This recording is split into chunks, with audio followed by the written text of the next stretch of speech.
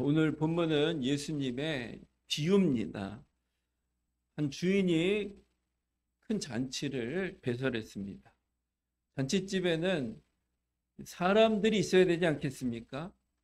우리도 VIP 초청 말씀 잔치 이제 여는데 잔치다 보니까 뭐 여러 가지 준비하지 않겠습니까? 음식도 떡도 준비하고 잔치니까 잡채도 준비하고 또 요즘 게가 싸니까 게장도 담가 놓고 풍성하게 준비했습니다. 그런데 사람이 안 오는 겁니다. 초청했던 사람도 안 오고 또 우리 성도님들도 안 오시는 겁니다. 그럼 얼마나 무안하고 또 허탈하고 힘이 빠지겠습니까? 오늘 본문에 한 주인도 큰 잔치를 배설했습니다. 성경에 큰 잔치를 배설했다라고 말씀하고 있는 것을 보니까 마을 잔치를 준비했던 것 같습니다. 그런데 사람들을 청했는데 오지를 않는 겁니다. 주인이 종들을 보냅니다. 왜 안 오시는 겁니까? 종들이 찾아가서 묻습니다. 빨리 오세요. 그런데 저마다 이유를 대면서 초대에 응하지를 않습니다. 어떤 사람은 저는 밭을 샀습니다. 어떤 사람은 저는 소를 샀습니다. 저는 장가 갔습니다. 초대에 응하지를 않는 겁니다. 주인이 화가 나서 종들에게 명령합니다. 시내와 거리 골목으로 가서 만나는 모든 사람들을 불러와라. 누구든지 상관없다. 가난한 자, 몸이 불편한 자, 앞을 보지 못하는 자, 다리를 저는 사람 모두를 데리고 와라. 그래서 자리를 채웠습니다. 그런데 아직도 빈자리가 있는 겁니다. 주인이 명령합니다. 23절 말씀 보니까 강건하여 데려다가 내 집을 채우라. 그런데 또 다 채워지지를 또 않는 겁니다. 그랬을 때 주님께서 마지막으로 경고의 메시지, 심판의 메시지를 증거하십니다. 내가 너에게 말하노니 전에 청하였던 그 사람들은 하나도 내 잔치를 맛보지 못하게 될 것이다. 초청했는데 반응하지 않았던 사람, 그들은 내 초청 이 잔치에 참여하지 못하게 될 것이다. 라고 경고의 메시지를 전하고 계십니다. 여기까지가 오늘 본문의 내용입니다. 여러분, 오늘 본문의 비유에서 큰 잔치를 배설한 주인은 누구를 의미하는 것일까요? 큰 주인. 하나님 아버지를 의미하는 겁니다. 주인이 종들을 보냅니다. 그 종들은 누굽니까? 선지자도 될 수 있고 저와 여러분들 복음을 전하는 우리들을 의미하는 것입니다. 잔치집 초대했는데 잔치집이 의미하는 건 뭡니까?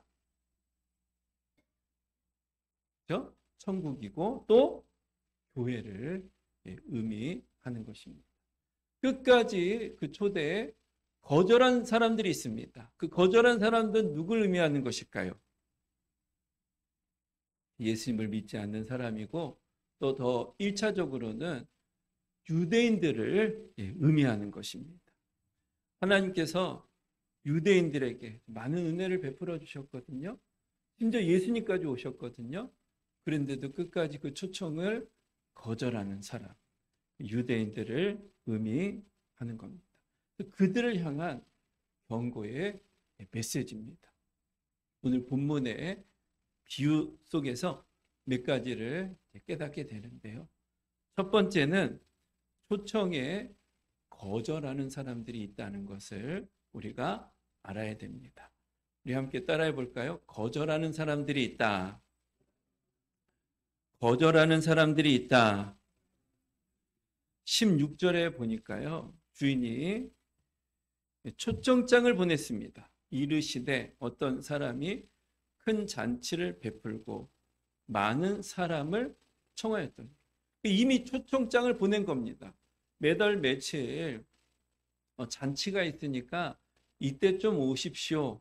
라고 초청장을 보낸 겁니다. 그리고 이게 1차로 초청했던 것이고요. 2차로 또다시 초청합니다. 17절 잔치할 시각에 그 청하였던 자들에게 종을 보내어 이르되 오소서 모든 것이 준비되었나이다. 그래서 1차적으로 초청장을 보냈고요. 또 두 번째로 이제 다 준비를 마치고 종들을 보낸 겁니다. 다 준비가 됐으니까 얼른 오십시오 라고 초청장을 보내게 된 겁니다. 두 번에 걸쳐서 초대를 했는데요. 그런데 하나같이 이런저런 핑계를 대면서 오지를 않습니다. 18절부터 20절까지 말씀을 보니까요. 18절에 다 일치하게 사양하여 한 사람은 이르되 나는 밭을 샀으니 아무래도 나가 보아야 하겠으니 청컨대 나를 양해하도록 하라 하고, 저는 밭을 샀기 때문에 주인의 초청에 응할 수가 없습니다. 이렇게 거부를 하고 있는 겁니다. 여러분, 밭을 샀어도 초청에 응할 수 있습니까? 없습니까? 그렇죠. 뭐 초청에 응했다고 그 밭이 어디 도망가는 게 아니잖아요. 그렇죠?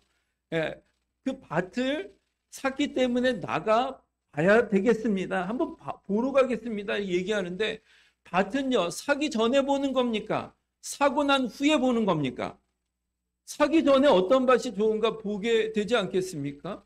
그리고 초청을 갔다 와도 그때 봐도 상관은 없지 않겠습니까?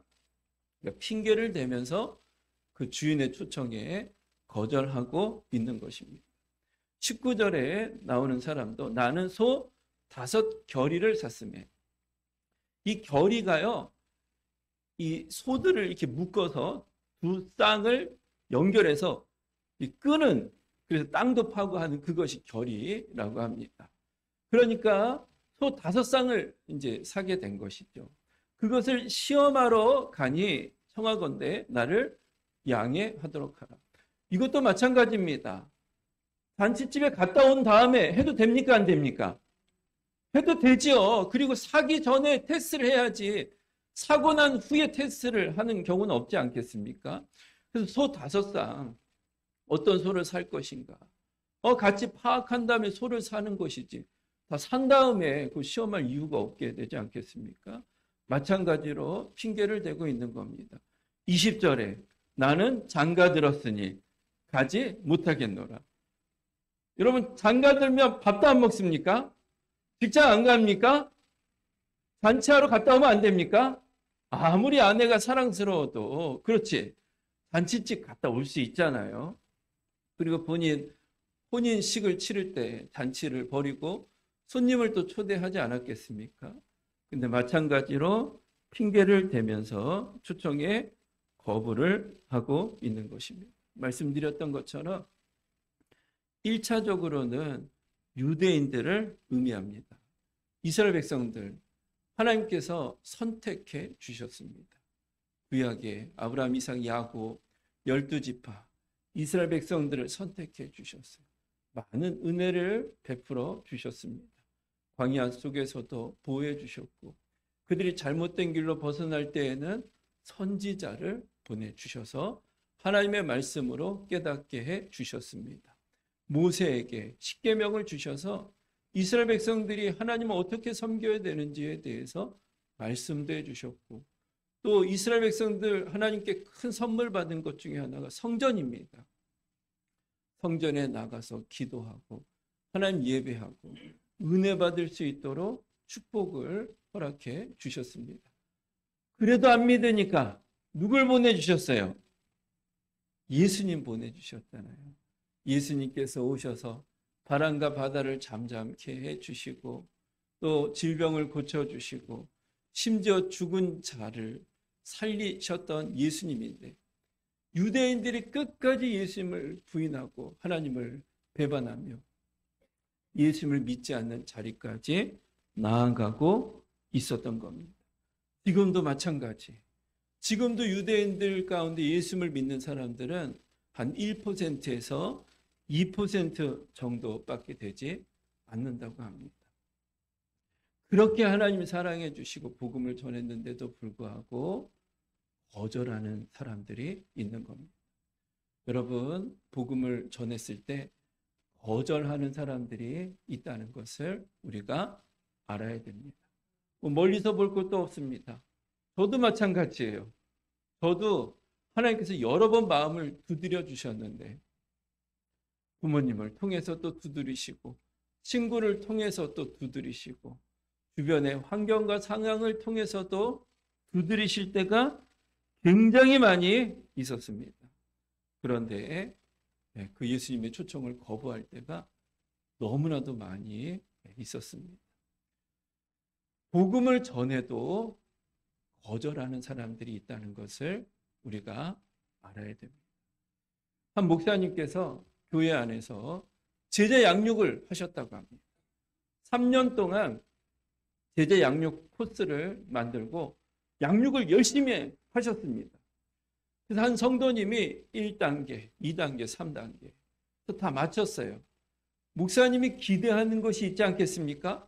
제자 양육이 마쳤으니까 무엇을 기대하겠어요? 믿음도 더 건강해지고 사역자가 되어서 교회 신실한 일꾼이 되는 것을 기대하고 사모하지 않겠습니까? 그런데 제자 양육을 3년 동안 했는데 예배도 제대로 안 드리고 또 사역도 제대로 안 감당하고 기대하고 소원했던 그런 마음들이 있었는데 변화가 잘 되지를 않았던 겁니다. 그랬더니 그 목사님 너무 실족한 거예요. 내가 3년 동안이나 양육했는데 섬겼는데 이렇게 변화가 없는 것을 보니까 나는 목사? 감이 아직까 보다. 목회를 해야 되나 말아야 되나 실족하는 자리까지 나아가게 된 것입니다. 제가 그 이야기를 듣고 좀 답답했습니다. 답답했어요. 왜 그러냐? 예수님께서 12명의 제자를 택했습니다. 근데 제자들이 어땠어요? 11명은 다 뿔뿔이 흩어졌고 한 명은 예수님을 은 30에 팔고 배반하고 성령님이 임재하셨을 때 제자들이 바뀌긴 했지만 예수님께서 친히 양육하실 때에는 그들도 다 예수님 부인하고 배반하지 않았습니까? 거절하는 사람들이 있다는 것을 우리가 알아야 됩니다. 심지어 예수님께서 저자 직강, 목회자는 지제 양육이라고 해봤자 일주일에 1시간, 고작 그거 하는 것 가지고 예수님께서는 3년 반 동안 함께 공생애를 사시면서 친히 모범을 보여주시고 말씀하시고 기적도 행해 주시지 않았습니까? 그런데도 거절하는 사람이 있었던 겁니다. 그래서 복음을 전하면 거절하는 사람들이 있을 수 있다는 것을 우리가 알고 있어야 됩니다. 또 선을 행하되 낙심하지 말지니 때가 이름에 거두리라. 하나님께서 거두게 하실 때가 있는 줄 믿습니다. 낙심하면 안 돼요. 낙심하면. 그렇죠? 내 때에 안 될 수도 있고 내 방법으로 안 될 수도 있는 겁니다. 이런 영적인 이런 부분들은 거절할 수도 있는 겁니다. 낙심하지 말고 인내하며 또 하나님께서 하실 일들을 기대하며 주의 복음을 증거하며 나가는 저 여러분들 되시길 주님의 이름으로 축복을 드립니다.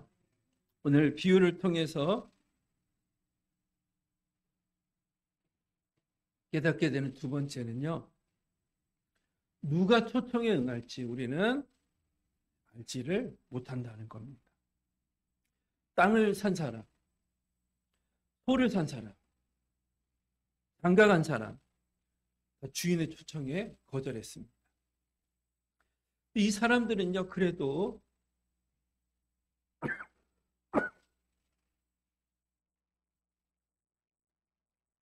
생활이 안정되고요. 그래도 먹고 살 만한 사람들이었습니다. 땅을 샀습니다. 그 시대는 농경 사회 아니었겠습니까? 땅이 있다는 것은 그 인생과 삶을 보장해 준다는 의미가 담겨져 있습니다. 소 5쌍을 가진 사람도 마찬가지입니다. 소 한 마리만 있어도 그 자녀 초등학교 때부터 이제 대학교 공부시킬 때까지 공부시킬 수 있다라는 그런 말씀도 하기도 하지 않습니까? 근데 소 5쌍, 10마리를 가지고 있으니까 뭐 먹고 사는데 큰 걱정이나 어려움은 없는 것입니다. 장가 간 사람도 마찬가지죠. 처자식도 있고. 그래도 총각 때보다는 안정되지 않겠습니까? 근데 이들은 모두 주님의 초청에 거부를 하게 됩니다. 여유도 있고 편안하고 그러면 예수님을 잘 믿고 초대에 반응할 것 같은데 현실이 그렇지 않은 겁니다. 그럼 누가 초청에 반응하냐? 21절, 22절 말씀 보니까요. 종이 돌아와 주인에게 그대로 구하니 이에 집주인이 노하여 그 종들에게 이르되 빨리 시내의 거리와 골목으로 나가서 가난한 자들과 몸 불편한 자들과 맹인들과 저는 자들을 데려오라 하니라. 이에 이르되 주인이 명하신 대로 하였으되 아직 또 자리가 있나이다. 물론 다 채워진 것은 아니지만 그래도 초대에 반응하는 사람들이 있지 않았습니까? 그 겉을 봐서는 누가 초청에 반응할지 우리는 알지 못하는 겁니다. 저분은 초청에 응할 것 같은데 그런데 응하지 않는 사람도 있는 것이고요. 과연 저분이 초청하면 반응이 있을까 생각하는데 의외로 초청에 반응하는 분들도 계신 겁니다. 이번에도 우리 VIP 초청 말씀 잔치 하는데 몇 분이 저한테 그렇게 말씀하시더라고요. 목사님, 제가 그냥 한번 초청을 했는데 오겠다고 말씀하시는 겁니다. 기대 안 했는데 저도 깜짝 놀랐어요. 온다고 생각 안 했는데 이렇게 반응을 하시는 겁니다. 이렇게 기뻐서 얘기를 하시는 분이 계시더라고요. 그러니까 우리는 누가 반응할지, 누가 초청에 응할지 겉만 봐서는 판단을 할 수 없습니다. 오늘 말씀에 약한 자들이 초청에 반응을 했는데 이 약하다는 것은 겉모습, 겉으로 가난하고 몸이 불편하고 앞을 보지 못하는 이런 사람들, 약한 자들이죠. 겉으로 약한 분들이 반응한다는 의미도 있지만 사실은 진짜 반응하는 사람들은요, 속사람이 가난한 사람들이 반응하게 되어져 있습니다. 아무리 겉이 어렵고 건강이 연약해도 끝까지 마음이 강팍하면 반응하지 않는 사람들이 있습니다. 또 반대로 겉은 문제 없고 평안하지만 속사람이 목마른 자, 속사람이 가난한 사람들이 있는 겁니다. 그래서 복음을 전했을 때 겉으로는 큰 문제가 없고 어려움이 없는데 초대에 반응하지 않을 것 같은데 반응하는 사람들도 있는 겁니다. 누군지 알아요, 몰라요? 알 때도 있지만 모를 때가 훨씬 많습니다. 그러니까 우리는 판단하지 말고 어떻게 해야 됩니까? 초청을 하는 것. 우리 어떻게 알겠어요? 저분이 반응할지 반응하지 않을지 한번 초청해 보는 겁니다. 열매와 결과는 우리 영역 아닙니다. 주인이 종들에게 가서 초청해라. 초청하지 않았다고, 그 사람들이 반응하지 않았다고 주인이 종들을 야단치지 않았어요. 반응하지 않는 그 사람들에 대해서 안타까움이 있었고 화도 냈지만 초청을 했는데 열매를 맺지 못했다고 해서 주인이 종들을 책망하거나 야단치지 않았습니다. 그 우리 영역이 아니에요. 반응이 있고 열매가 맺혀지는 것은 우리 영역이 아닙니다. 우리가 해야 될 것은 뭡니까? 초대하는 것. 초청하는 겁니다. 할렐루야. 그러면 그 결과는 우리가 생각하지 못한 올 것 같은데 안 올 수도 있고 전혀 안 올 것 같은데 반응하는 사람들도 있는 겁니다.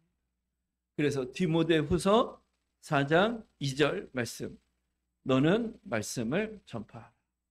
때를 얻든지 무엇 어떤지 항상 힘쓰라. 우리는 전해야 될 사명이 있는 겁니다. 우리가 전하지 않으면서, 그렇죠? 주인이 명령했는데 전하지 않으면서 열매가 맺혀지지 않는 것은 책망받아야겠죠. 그러나 전했을 때 반응이 없고 열매가 없는 것은 우리 영역이 아닌 겁니다.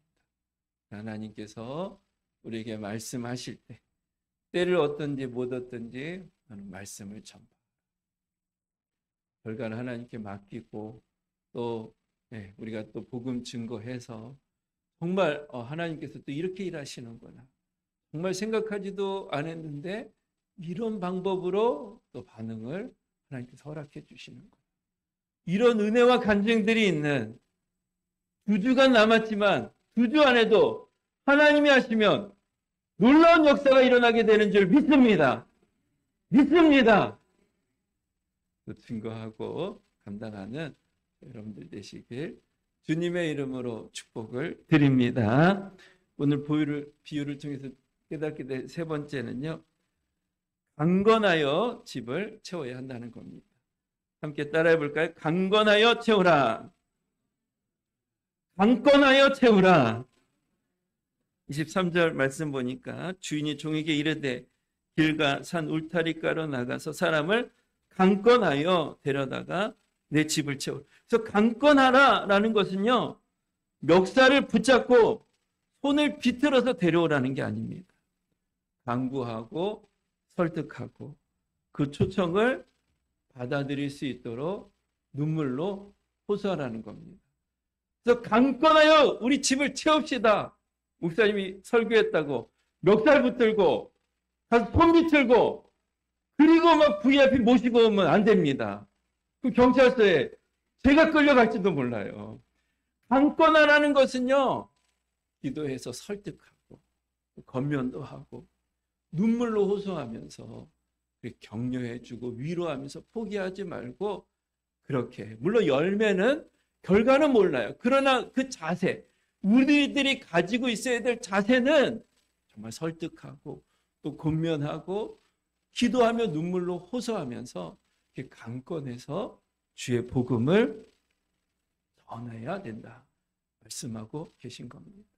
그 외국 선교사님들이 우리 땅에 처음 오셨을 때 막 우리들 모습하고는 틀리잖아요. 코도 크고 눈도 크지 않습니까? 그러니까 막 우리나라 그 선조들이 저 코가 크니까 저 코쟁이 막 그렇게 얘기했다고 합니다. 그러니까 선교사님이 네, 코가 커서 죄송합니다. 그러나 예수님은 믿으셔야 됩니다. 눈이 커서 죄송합니다. 그러나 예수님은 믿으셔야 됩니다. 저는 눈이 작아서 죄송합니다. 그러나 예수님은 믿으셔야 됩니다. 이게 강건하여 내 집을 세우라는 겁니다. 그래서 길과 울타리 가로나가서 성 밖을 의미하는 것이고요. 21절에 시내의 거리와 골목으로 나가서 성 안을 의미하는 것입니다. 성 안과 성 밖을 다니면서 복음을 전 이게 장소적인 의미도 있지만 성 안은 유대인들을 의미하는 것이고요. 성 밖은 이방인들을 의미하는 것입니다. 유대인, 이방인 구분하지 말고 강건하여 내 집을 채워야 된다. 설득하고 기도하고 눈물로 호소해서 복음을 포기하지 말고 전해야 될 것임을 우리 주님께서 말씀하고 계신 겁니다. 고귀한 자나 비천한 자 가리지 말고 가난한 자, 부한 자도 가리지 말고 건강한 사람이나 몸이 아픈 사람 가리지 말고 연세가 많으신 분이나 젊은 사람이나 가리지 말고 예수님 믿다가 낙심한 사람도 데리고 우상에 빠진 사람도 데리고 오고 이기적인 사람도 데리고 오고 무신론자도 데리고 오고 간음한 사람도 데리고 오고 예수님께서 간음한 사람도 찾아가시지 않았습니까? 강건하여 데리고 오라는 것입니다. 왜 그렇습니까? 왜 강건해서 주님의 집을 채워야 됩니까? 우리가 주님께 칭찬받기 위한 것도 있고 주님께 인정받기 위한 것도 있지만 사실 그것보다 더 큰 것은 주님이 초청하시는데 어디로 초청하라고 말씀하시는 거 계십니까? 어디로 초청하라고 말씀하시죠? 잔치집으로 초청하라고 말씀하시고 계십니다. 왜 강권에서 거부하고 외면하는 사람을 초청하기 위해서 우리가 애쓰고 노력해야 되는가? 예수님을 믿는 것은 잔치에 참여하는 것이기 때문에 초청하기 위해서 힘써야 되는 것입니다. 예수님이 없는 세상은 결국 사망입니다. 예수님을 믿고 예수님을 의지하는 인생을 살아갈 때 잔치집 같은 인생을 살아가기 때문에 거부하고 외면한다 할지라도 강권해서 설득하고 눈물로 호소하면서 예수님의 복음을 증거하는 사명을 감당해야 되는 것입니다. 예레미야 29장 11절 말씀 보니까요. 여호와의 말씀이니라 너희를 향한 나의 생각을 내가 아나니 평안이요 재앙이 아니니라 너희에게 미래와 희망을 주는 것이니라. 민수기 6장 23절부터 말씀 보니까 너희는 이스라엘 자손을 위하여 이렇게 축복하여 이르되 여호와는 내게 복을 주시고 너를 지키시기를 원하며 여호와는 그의 얼굴을 내게 비추사 은혜 베푸시기를 원하며 여호와는 그 얼굴을 내게로 향하여 드사 평강 주시기를 원하노라 할지니라 하라. 로마서 8장 32절 자기 아들을 아끼지 아니하시고 우리 모든 사람을 위하여 내주신 이가 어찌 그 아들과 함께 모든 것을 우리에게 주시지 아니하겠느냐. 가장 좋은 선물 독생자를 주셨는데 그러면 우리 인생을 하나님께서 보호해 주시고 책임져 주시지 않겠느냐. 고대방실 큰 집은 못 지을지 모르겠지만 그래도 예수님 믿고 의지하면 주님께서 우리 인생 책임져 주시고 보호해 주시지 않겠습니까? 할렐루야. 그래서 복음을 전하라는 겁니다. 실적 쌓기 위해서가 아니고 교회 규모를 크게 하기 위해서가 아니고 성국 잔치에 참여하게 하기 위해서. 예수님을 믿는 것은 축복이고 은혜이니까 그걸 모르니까 때로는 거부하고 외면해도 강권해서 우리는 포기하지 말고 복음을 전해야 될 사명이 있는 겁니다. 제 친구 목사님이 이번 명절에 부모님께 갔다고 합니다. 근데 부모님 두 분이 다 돌아가신 겁니다.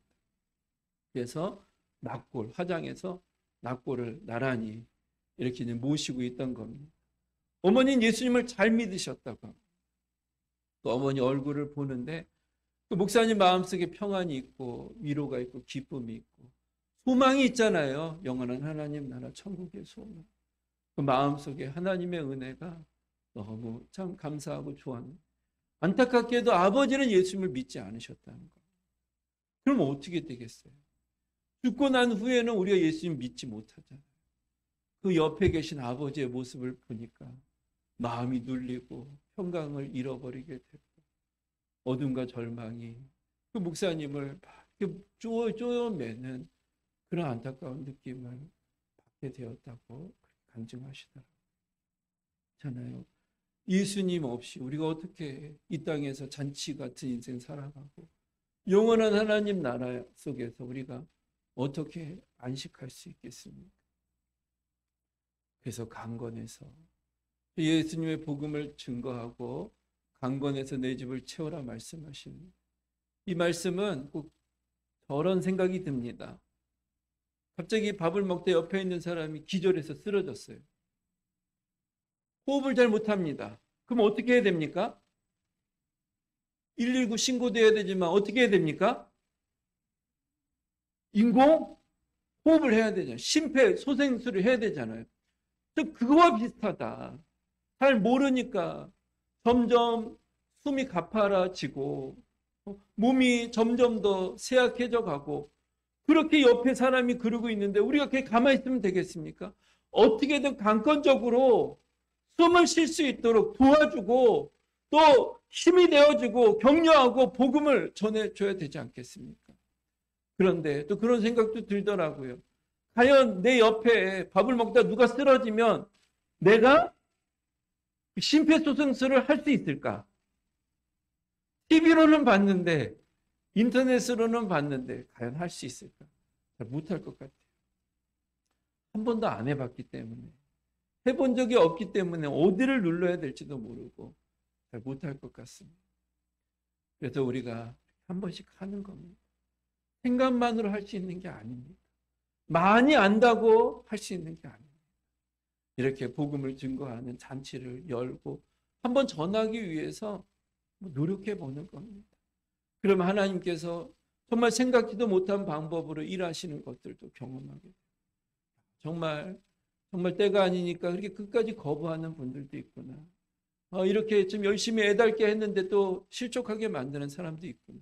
정말 때가 아니구나. 그리고 거절하는 사람이 있구나. 또 생각지도 못한 사람이 갑자기 좀 안 믿을 것 같은데 전했더니 막 반응이 있기도 하고. 그래서 일단 포기하시면 안 됩니다. 안 된다고 먼저 선입견 가지시면 안 됩니다. 우리가 해야 될 것은 전하는 겁니다. 저도 어렸을 때부터 예수님을 지지리도 안 믿었습니다. 예수님 믿으라고 그렇게 막 주변에서 막 했는데도 지지리도 안 믿었어요. 부모님이 막 강제적으로 막 교회에 또 끌고 가기도 하고 했는데도 교회 가기가 싫은 겁니다. 마음이 안 열리는 거예요. 교회 가도 왜 이렇게 불편한지. 안 믿고 또 고등학교 갔는데 교회 다니는 친구가 종종 교회를 데리고 같이 가자고. 그래서 한두 번 갔는데 또 쉽게 정착이 안 되는 겁니다. 또 대학교 가서도 마찬가지. 군대 갔더니 또 종교란에 뭐 써야 되잖아요. 근데 기독교 몇 번 갔으니까 기독교 썼더니 고참 그 내무반 안에 있는 선배가 이제 기독교라고 썼으니까 너 주일날 교회 가야 된다. 고참이 명령하면 따라야 됩니까? 안 따라야 됩니까? 그때까지만 해도 안 따르면 뭐 또 이제 안 되죠. 그래서 또 같이 또 여러 번 따라가기도 하고 성탄절 전날엔 특성도 막 부르고 같이 중대별로 찬양. 예수 보다 잊지도 않아요. 몇 번이나 연습해가지고 더 좋은 친구. 그래서 그 곡이 어떤 집사님이 천천히 불러야 되는데 그것은 예수보다 더 좋은 친구 천천히 불러야 된대. 근데 저는 그때 빨리 불렀거든요. 박자 몰라. 그때 기억이 있어가지고 계속 빨리 부르는 겁니다. 그래도 또 교회를 또 잘 안 다녔습니다. 근데 제대하고 나왔더니 우리 부모님이 파주 살다가 의정부로 이사 온 거예요. 의정부. 그래서 이제 교회에 다니던 교회 의정부에 있는 교회에 제가 고등학교 의정부에 다녔었거든요. 그 교회 청년 중에 저랑 같은 학교, 같은 나이 그 친구가 있었어요. 학교 다닐 때 별로 안 친했는데 얼굴만 알았는데 이제 부모님이 같은 교회 다니고 내가 친구니까 전도를 그렇게 했습니다. 토요일만 되면 청년부 모임이 있었는데 교회 오라고 그렇게 전도했습니다. 전화 핸드폰 없었잖아요. 그때 삐삐가 있었거든요. 삐삐삐삐. 그때는 또 세상에 취해가지고요. 세상을 좋아했습니다. 네, 세상에 죄를 엄청 지었다는 게 아니고 술을 엄청 좋아했어요. 술. 그래서 맨날 토요일만 되면 친구들하고 술 먹을 때가 많이 있었어요. 그럼 또 삐삐 치고 또 오라 그러면 제가 또 마음이 약해가지고 자꾸 오라고 하니까 또 거부하기도 하고. 그래서 성령에 취해야 되는데 다른 것에 취해서 청년부 모임에 간 적도 있습니다. 예, 그 주일 예배는 아니니까 그러려니 하시고 근데 또 가니까 또 반겨주고 잘 왔다고 하고 그래서 어느 순간 성령님께서 임재하셔서 제가 죄인임을 알게 하시고 그래서 예수님 믿게 하시고 이렇게 또 믿음 가지고 신앙생활 할 수 있도록 축복해 주고 계신 겁니다. 여러분 예수님 믿는 제가 어떻게 좀 불행해 보이세요? 행복해 보이세요? 불행해 보입니까? 행복해 보입니까? 이거 설교 말씀이 불행해 보인다 그러면 안 되잖아요. 행복합니다. 그래서 목회도 참 제가 그럴 만한 사람이 아닌데 이렇게 또 서서 또 말씀 전하고 성도님들과 함께 신앙생활 하면서 또 하나님 주신 축복을 누리니까 제가 천국을 경험하고 있잖아요. 할렐루야. 천국을 누리고 있잖아요. 잔치를 누리고 있잖아요. 그래서 초청하라는 겁니다. 그래서 강권에서 예수님 안에 잔치가 있고 평안이 있고 축복이 있으니까 그래서 강권에서 초청하라는 겁니다.